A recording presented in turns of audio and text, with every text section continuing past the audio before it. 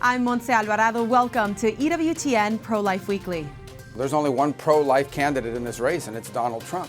The pro-life movement and the race for the White House. But is there truly a candidate that honors the dignity of life in all stages? We're trying to mitigate what looks to be a disaster and a falling apart at the center of the commitment of the Republican Party on pro-life. Marjorie Dannenfelser of Susan B. Anthony Pro-Life weighs in on the GOP platform shift on abortion and the two high-profile Republicans who are now cherry-picking pro-life stances. We're going to see ongoing challenges to the interpretation of state constitutional law. Legal analysis on state constitutional amendments seeking to enshrine abortion as a so-called right. Passers-by that see what we're doing, we want to get attention. We want to be very visible as we witness to life. And building a culture of life one pedal push at a time. The national ride underway that raises prayer, money, and hope for mothers in need.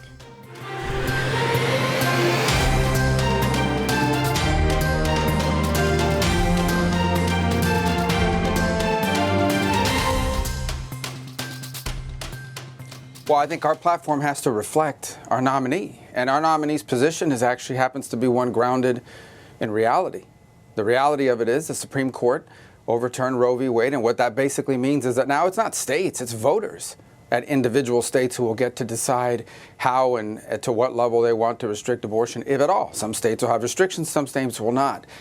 Senator Marco Rubio on Sunday said he supports leaving abortion up to the states in an apparent about-face on his once staunch pro-life stance that supported a federal ban on abortion. That same day, GOP Senator J.D. Vance of Ohio and potential Republican Vice President also pulled a 180, openly supporting access to the abortion pill mifepristone when he spoke on NBC's Meet the Press. March for Life President Jeannie Mancini called J.D. Vance's comments supporting access to the abortion pill hugely disappointing on X. Both Rubio and Vance's remarks came just a day before the GOP's language on abortion slightly changed. The Republican National Convention adopted new language Monday on the party's platform on abortion, suggesting to leave it to the states, a position held by former President Donald Trump. However, the GOP also included language on the 14th Amendment's protections for life. Meantime, in a letter he sent to Democrats following the holiday weekend, President Joe Biden used fear tactics, saying in part that Trump and MAGA Republicans, quote, are going after everything from contraception to IVF to the right to marry who you love. And they have made it clear they will ban abortion nationwide. We will let none of that happen. We will make Roe v. Wade the law of the land again. The presidential election is just a few months away. 6 states will have abortion on the ballot come November, and 7 are considering the measure. The 6 states voting on abortion are Colorado, Florida, Maryland, Nevada, New York, and South Dakota. The 7 states considering the measure include Arkansas, Arizona, Iowa, Missouri, Montana, Nebraska, and Pennsylvania. Former President Trump continues to iterate that abortion should be left up to the states, while Biden calls for it to be a constitutional right. Marjorie Dannenfelser, president of Susan B. Anthony Pro-Life America, joins us in studio now to help digest how the pro-life movement moves forward after the Supreme Court's decisions, the presidential debate, and the potential shift in the GOP's abortion position. Marjorie, I'm so glad that you're here. Obviously, this is a complicated landscape now. Yes. Wow, and that was quite a wrap-up. I think it's a good synopsis of where we stand 2 years after Dobbs. That's right. We would like to have been in a position where we could save every single unborn child. We could serve every mom that has need. But what we've experienced is an enormous blowback, and everything that you just communicated is the expression of that. So I think what we're trying to do, and we can go through the various things that you just went through, what we're trying to do is honestly, at this point, you know what an unmitigated disaster is. Well, we're trying to mitigate what looks to be a disaster and a falling apart at the center of the commitment of the Republican Party on pro-life. So there are two ways to look at this when we address what Marco Rubio and J.D. Vance have expressed in their positions about the life issue, right? Mm-hmm. You could say maybe this is a career move, they want to be vice presidents, or they're trying to do politically what you just said, mm-hmm. kind of mitigate this ongoing fear that we're going to keep losing on the life issue at the ballot box. Which one is it? Well, it's a huge disappointment, like Jeannie said, that that either of them would say either of those things, especially the categorical commitment to access to mifepristone is just unacceptable. Both of those statements were unacceptable. I do think they, in a misguided way, are trying to finesse, nuance the politics with a presidential nominee who has committed only to states and himself having no job to do as president. And so that's what everyone is trying to do. Everyone is trying to pull something good out of a very difficult environment. I'm not going to apologize for their commitments. I would comment on the platform, though. The platform, we have been, I guess I would say, another place where we're looking at unmitigated disaster and trying to mitigate what could have been a complete and utter disaster. And the very beginning of the platform language, it eliminates much from the past. But in the Trump administration's effort to boil it down to just like a few sentences on each, they eliminated an essential piece, but they retained an essential piece moving forward, retaining the pro-life movement, our nation's ability to justify federal legislation to be able to save every child, not just children in Oklahoma. Not just children in Oklahoma, but children in California as well. The 14th Amendment is a federal amendment, obviously. It requires the Congress to enforce it. So it is, by definition, a federal commitment. So for that reason, Susan B. Anthony, Pro-Life America, and I praise that part of the platform commitment. Because of it, the Republican Party is able to retain its commitment to a national pro-life platform and still work for that. The bottom line is, this platform is going to have to be completely redone in 4 years, but the most urgent thing that has to be done is we have to defeat Biden and Senate and House Democrats who would pass a law to wipe out every single pro-life protection in all the 24 states that are now saving children. Now, Marjorie, where did this come from? I mean, I do think it's important to share what you wrote so carefully about this GOP commitment. You said it's important that the GOP reaffirmed its commitment to protect unborn life today through the 14th Amendment, noting that federal piece that you were talking about. Under this amendment, it's Congress that enacts and enforces its provisions.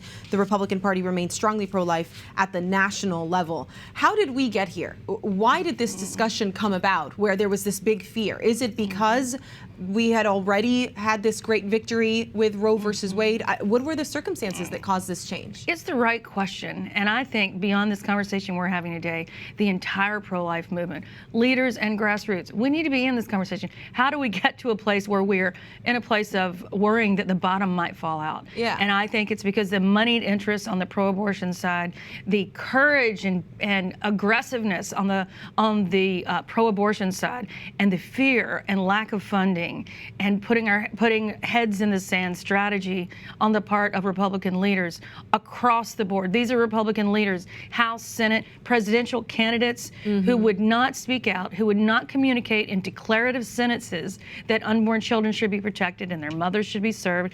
And instead, they just hoped we could talk about Afghanistan, we could talk about inflation, we could talk about anything but the death of a child that will happen that very day. So I think that's why we're there. If after Dobbs, moving into the last midterms, there had been a very strong point of leadership that we kept asking over and over again to have a federal limit at some point, and that would be contrasting with the Democrats in a way that serves our own future, then we would be in much better shape. Instead, we have a nominee that formerly was for at least a 20-week limit, now saying not even that. And so I think we do have to say that having that 14th Amendment piece in the platform, which we shouldn't even have to think or worry about the platform, but we do, means that we have a placeholder, and that it's really important for our movement, us, everyone watching, to nurture those next leaders that are coming up after we've learned a 2-year lesson that what we didn't work. When you didn't work. Absolutely. Yeah. No, it didn't work, and it's not working. Right. When you think about the landscape at the state level moving forward, and is there anything that gives you hope? Do you have hope for a signal of this bolstered pro-life movement that you're discussing here? The two things that I see hope for is one is just that I see this every day, today. The enthusiasm in the battleground states with all the door-to-door activity. There will be 10 million people reached by our folks in presidential and Senate battlegrounds. 4 million of those will be visits at the door, actual conversations for everybody who's home about what's at stake, why this is important, what is that contrast. There is enthusiasm about defeating Biden, and that may be a negative enthusiasm. However, it means the flame is alive. We know the wolf is at the door. We cannot let him in, and that we have something to build on. Sometimes we do best in negative environment. It does draw us together. The other thing that I think is exciting is that I do think the thing that we just talked about head in the stand, and the ostrich strategy, all that. I really do think that Republicans have learned that this is not going to work.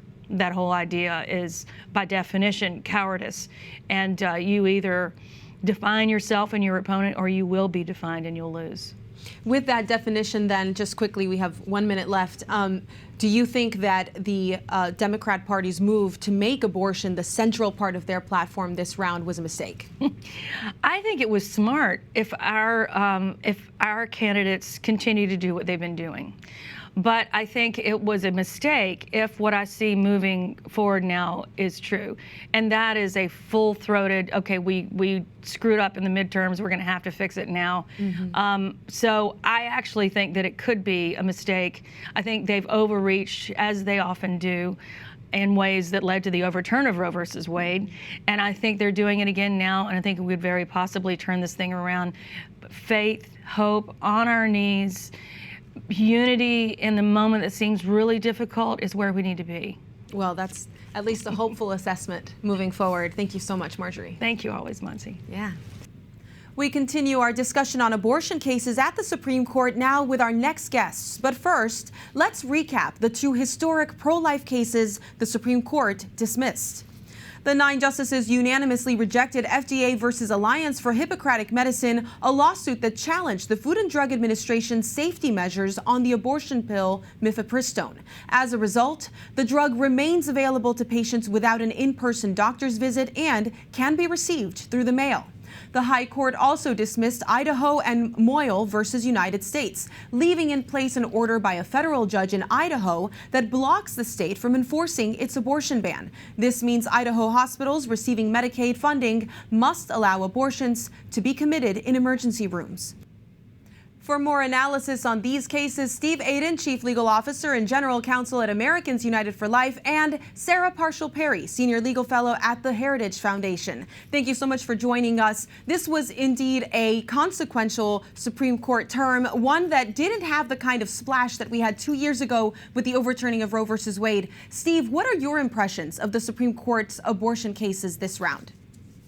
Well, both these cases had one key thing in common, and that is both were resounding victories for the rights of conscience of pro-life doctors and nurses. In the Alliance for Hippocratic Medicine case, although the court did unanimously say, look, you don't have a legal right to come in and challenge the approval of RU46 chemical abortion, that case will go forward with 3 states, Idaho, Missouri, and Kansas, continuing to litigate it. And the court also said quite a lot about the rights, the federal rights protected under law of pro-life doctors and nurses. And the main thing they said was that although you as pro-life doctors can't challenge this law, it remains true that you can't be forced to provide chemical abortion. And that's a key finding. They can't be forced to provide it. They can't be forced to participate in any way, shape, or form. In fact, the Alliance for Hippocratic Medicine case, I think, was the most resounding victory in its language for the healthcare rights of conscience of our pro-life doctors and nurses that I've seen probably ever from the Supreme Court. In the EMTALA case, similarly, the court said, look, you can't force pro-life ER personnel to do abortions.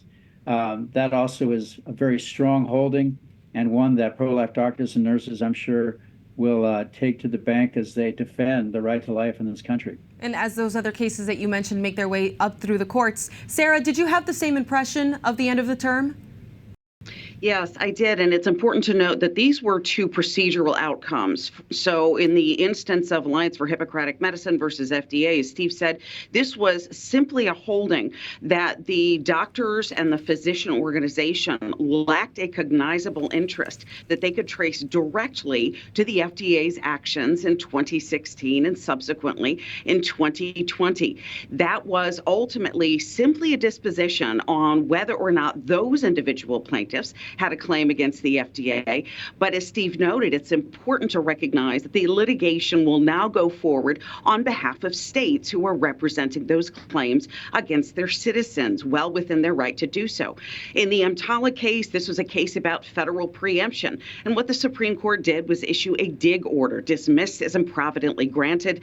And Justice Barrett's rationale was simply that the rationale of both parties, their arguments, their concessions had changed at the appellate level, and the emergency positioning of the state of Idaho was not appropriate in this case, so the underlying litigation will continue. This was simply a temporary victory for the Biden administration, but no doctors will be forced to violate their conscience rights when they are in an emergency room faced with a situation that requires an abortion to be performed. Those were certainly wins that didn't carry into the mainstream media. Stephen, let's play a game here on hypotheticals. While the pro-life movement was disappointed in the mifepristone case loss, what kind of case would have been successful? What kind of case should pro-lifers be looking at bringing? Well, I think you're looking at the case that the states are bringing now. If the case is continuing, and a successful case will have those states win on their charge that the Food and Drug Administration acted illegally and without regard to women's safety in approving chemical abortion. That's what the trial judge said, Matthew Kaczmarek, and he set aside the entirety of chemical abortion's approval. The Fifth Circuit Court of Appeals went halfway and said, well, we can't go back and challenge the original approval, but these rules that you've issued loosening the availability of chemical abortion, for example, allowing it to be sent by mail, not requiring that it be dispensed in person, not requiring that abortionists report the consequences of taking chemical abortion. Those things you can challenge. And so a victory by the states could be the whole thing. They could demonstrate, and I think they have a very strong ground for doing so, that the Food and Drug Administration acted outside of its authority and against women's safety by approving chemical abortion as safe and effective. Now, Sarah, Steve just used one of the big buzzwords of the term authority. Did overturning Chevron, that case about the fishermen and the regulations out of government agencies, it wasn't about abortion, but it did change government agency power. Did that give an opportunity to slow down this aggressive pro-abortion agency mandate that usually come out from Democrat administrations? Absolutely. In fact, we saw the rule that was forcing Veterans Administration hospitals to become essentially voluntary abortion clinics. That was the final rule on abortion that the administration issued. Now that Chevron's overturned, rules of that nature are going to be essentially straight in the crosshairs. We now have the opportunity to challenge things that the administration has done and for which they have essentially exploited what they perceive to be any ambiguity in the law. But the Supreme Court was very clear. It is our duty to enforce the law and to say what the law is. That dates back to Marbury versus Madison in 1803. That is going to make a significant impact on this administration and on the use of the administration going forward, whether that's Republican or Democrat in the White House. The administrative state, as we all know, has grown too big. The bureaucracy is too large. It is too impactful. And we've seen multiple times those particular administration rules struck down. I think this was the final death knell for the growth of the administrative state, and it puts the power back in the hands of the people and their elected representatives to enforce and enact laws that are representative of the wishes of their constituents. Well, it certainly is a motivator for those who are considering not showing up at the ballot box to really come out in droves. Stephen, what is the Supreme Court then set to review next term related to abortion? What should we be looking out for? Well, I want to say this case actually involving transgender surgery could be critical. One of the questions that the Supreme Court left open in the Dobbs case, which overturned Roe versus Wade, was, is there any longer a requirement, as the court had previously said under Roe, that if a minor wanted an abortion, a state had to give her a legal mechanism to get one, to go through the courts without parents' knowledge or consent? Is that rule still effective after Dobbs? We don't think so. And that's really the critical question in this case the Supreme Court will consider next term, whether it's transgender surgery or whether it's abortion on minors. Can parents be cut out of the loop? We don't think so. We think that parents actually have a constitutional right as parents to participate in their children's medical care. And we do believe the court will say so this coming term. Sarah, are there any cases that you're watching in particular, any at the state Supreme Courts? I think definitely we're going to see some challenges on a continuing basis to some of these ballot referenda that have been instituted after they've shown up in the ballot box. We've seen an increasing attempt by state legislatures to push through these state constitutional amendments. But it's important to note that constitutional amendments are specifically a relation to govern government. That's what constitutions are for, whereas bills, legislatures, laws are a way to govern people. So it's an encouragement to those individuals who may not have been sort of in anticipation of the election to go out and vote when there are state referenda on the particular days.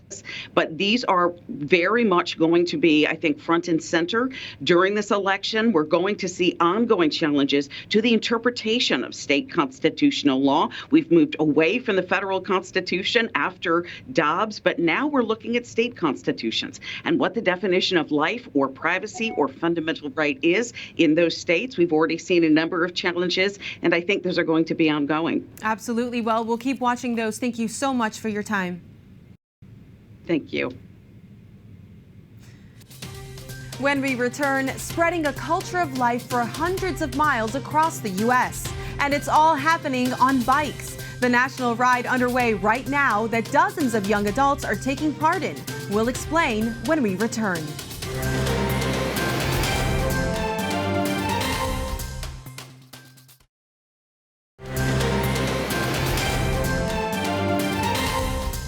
Hitting the road with 2 wheels, a helmet, and a mission to save lives. At the start of each July, missionaries with Biking for Babies traverse the United States for about a week to raise money and awareness for pregnancy resource centers. The young missionaries have trained for months for the annual National Ride, which is underway this week.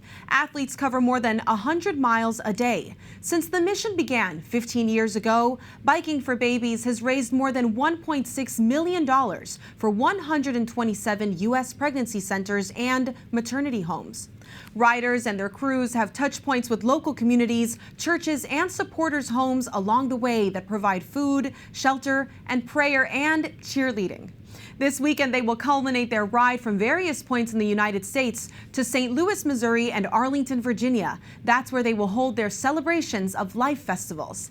Nikki Bees, the executive director for Biking for Babies, joins us now to share a little more about these missionaries and give us a preview of these events. Welcome to the show. Your missionaries are 18 years old up to 39 years old, and you include formation in order to be a missionary. Quickly walk us through that formation. Sure. So our missionaries join us in March in a virtual formation program. So they join us from anywhere across the country. We've even had missionaries join us from Canada or Northern Ireland. And they really encounter the gospel of life. They enter into spiritual formation and a physical preparation for this week-long event. And they also get partnered with a pregnancy center. We really believe that it's that virtue formation and that transformation that's going to renew a culture of life. And what is then the average participant's age? How many people nationwide sign up every year? So our average missionary's age is 27, but like you said, 18 to 39. And we've had about 80 missionaries on a ride this year. We had last year 69. Wow. So you've got young people in their mid-20s that are going around the country on bikes trying to save lives. What's the reaction on the ground with these long bike rides? Gratefully, people are so excited to see us and cheer us on. As you said, our generous host families are always praying for us and cheering us on. And then the, passersby that see what we're doing, we want to get attention. We want to be very visible as we witness to life. And people ask questions. What is this about? What are you doing? You're all matching in your jerseys and your shirts. And we get to share the beauty and the gift of every life. And generally, people are very excited to see young people putting their faith and their beliefs into action and supporting these women who need us. Have you seen any significant pro-life impact culturally from these rides?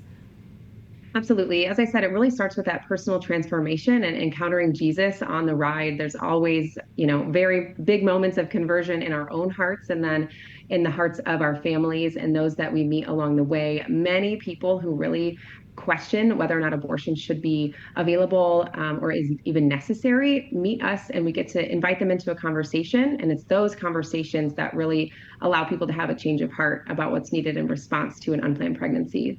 Well, now the riders are making their final 100-mile leg of their races this Saturday, arriving in St. Louis and Arlington. What do you expect this weekend at your Celebration of Life events? Yes, so these events are tremendous in celebration of these 80 individuals who have traversed the country. And we want anybody to come out and celebrate with us. They're free events. So the information is on our website, bikingforbabies.com/events. And we celebrate life. We get to hear from a woman who was served by one of our partnered pregnancy centers, sharing her story about how she was unexpectedly pregnant and how that center and her community rallied in support of her. And we invite people to give so that we can continue to form these missionaries and support these women in crisis.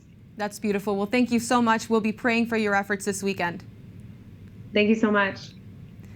And that does it for this edition of EWTN Pro-Life Weekly. Be sure to like us and follow us on X, Facebook, and Instagram, and to sign up for our newsletter, The Pro-Life Pulse. Just visit EWTN.com/pro-life. Remember, life is a gift. Your life is a gift. God bless.